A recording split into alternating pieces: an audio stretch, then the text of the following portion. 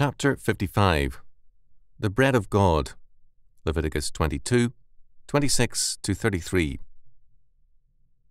And the Lord spake unto Moses, saying, When a bullock or a sheep or a goat is brought forth, then it shall be 7 days under the dam, and from the 8th day and thenceforth it shall be accepted for an offering made by fire unto the Lord.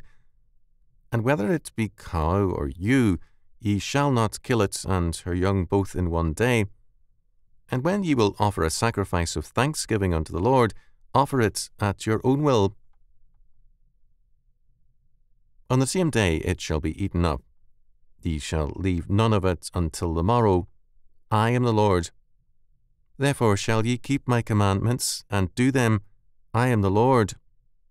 Neither shall ye profane my holy name, but I will be hallowed among the children of Israel. I am the Lord which hallow you, that brought you out of the land of Egypt, to be your God. I am the Lord. Leviticus 22, 26-33. These laws are all a repetition of laws given previously. Verse 27 repeats Exodus 22:30. Verse 28 has a later appearance in Deuteronomy 22:6. Verse 29 repeats Leviticus 7:12. 15, verse 31 repeats Leviticus 19:37, and is repeated again in Numbers 15:40 and expanded in Deuteronomy 4:40 with the promise of prosperity and long life. Verse 32 refers to Leviticus 18:21 and 10:3 and appears in Matthew 6:9. Verse 33 is a frequent reminder, as in Leviticus 11:45. The phrase, I am the Lord, which appears here 4 times in verses 30-33, is a common refrain in the law. Because these laws are repetition, commentators tend to pass over them with brief references to their previous citations. A curious fact. When we repeat ourselves, we do so for emphasis, and we want them to be particularly well heeded, not ignored. Thus, we must recognize that this repetition is not repetitious and tiresome, but purposive. The emphasis given to these particular laws is important. Modern man finds what God has to say boring unless it offers him some benefit. As a result, obvious facts are bypassed. Consider what these laws require of us. They are, as Wenham noted, related to other laws which are not sentimental but theological. A calf or lamb must not be sacrificed on the same day as its mother, verse 28. The law in Deuteronomy 22:6 and 7 forbids taking the life of a bird when its eggs are being taken or its young, apparently to be reared domestically. A kid could not be seethed or cooked in its mother's milk. Exodus 23:19, 34:26, Deuteronomy 14:21. Trees could not be wantonly destroyed, even in wartime. Deuteronomy 20:19 and 20.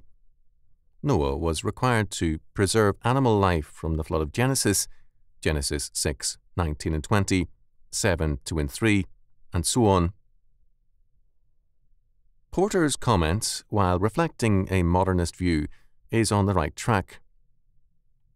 Domestic animals were part of the community, and so their birth was surrounded by the same taboos as with humans, compare 12:2 and 3. To understand the full implications of this, let us remember what Paul says in Romans 8:19-22. For the earnest expectation of the creature waiteth for the manifestation of the sons of God. For the creature was made subject to vanity, not willingly, but by reason of him who hath subjected the same in hope.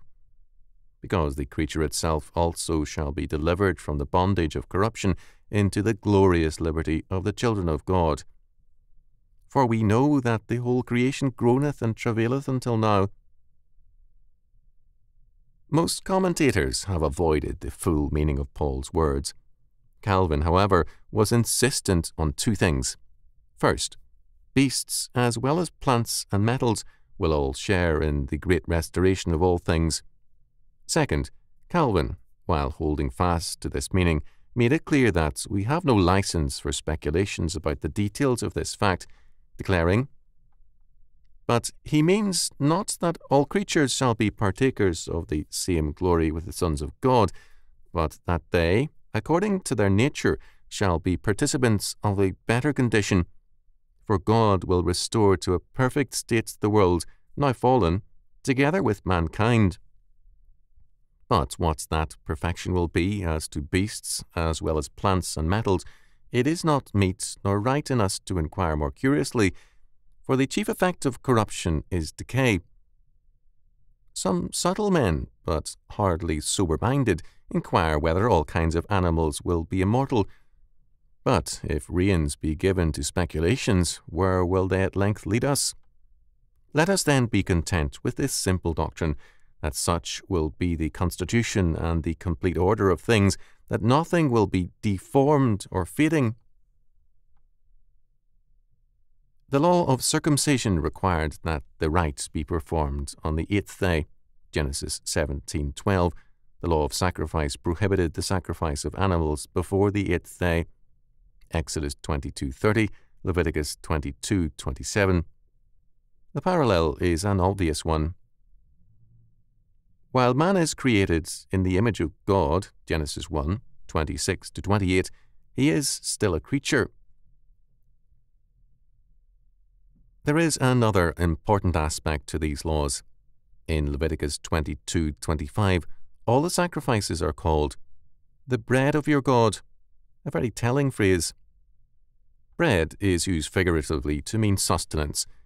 What then is sustained? It is not God who does not grow weak from lack of sacrifice, but rather strong in judgment. It is the covenant relationship which is sustained by sacrifice. The sacrificial system, that is, atonement, is basic to the law, and it is the redeemed of God who are faithful and obedient. Hence, the reality of the covenant relationship of atonement is demonstrated by obedience, the bread of God. Note what Micah says. Wherewith shall I come before the Lord, and bow myself before the high God? Shall I come before him with burnt offerings, with calves of a year old? Will the Lord be pleased with thousands of rams, or with 10,000s of rivers of oil? Shall I give my firstborn for my transgression, the fruit of my body for the sin of my soul?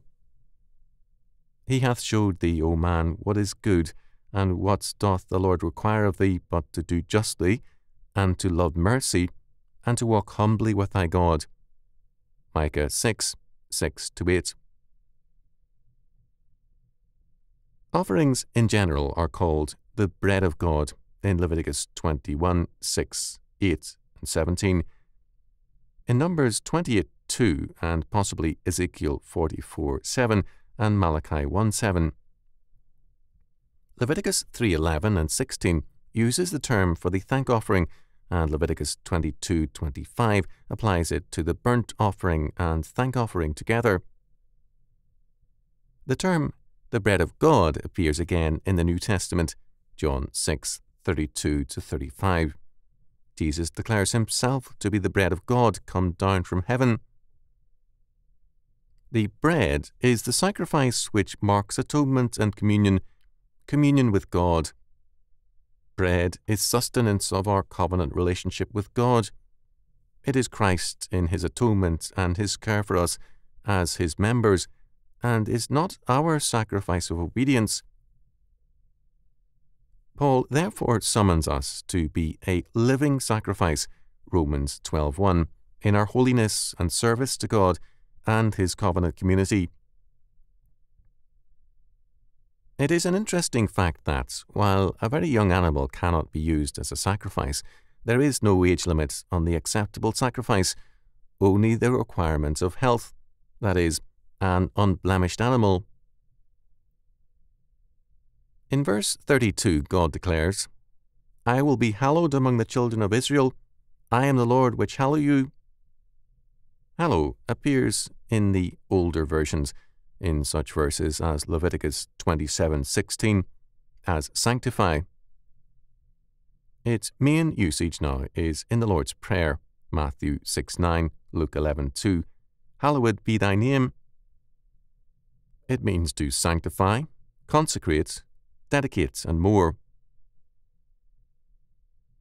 Jewish authorities at the time of Christ held that the highest forms of hallowing God's name is martyrdom. Later, in Hadrian's day, so many Jews were ready to be martyred that for a time it imperiled the existence of the Jews. The rabbis then decreed that only with respect to idolatry, incest, and murder should death be preferred to transgression. Historians who have remarked on the readiness of many of the early Christians to be martyred seem ignorant of the Jewish background of this stance. They died to hallow God's name by their faithfulness. To hallow God's name by refusing to compromise with evil still goes on today. It is, however, but one aspect of what hallowing means. Micah's declaration about faithfulness and obedience gives us the broader meaning.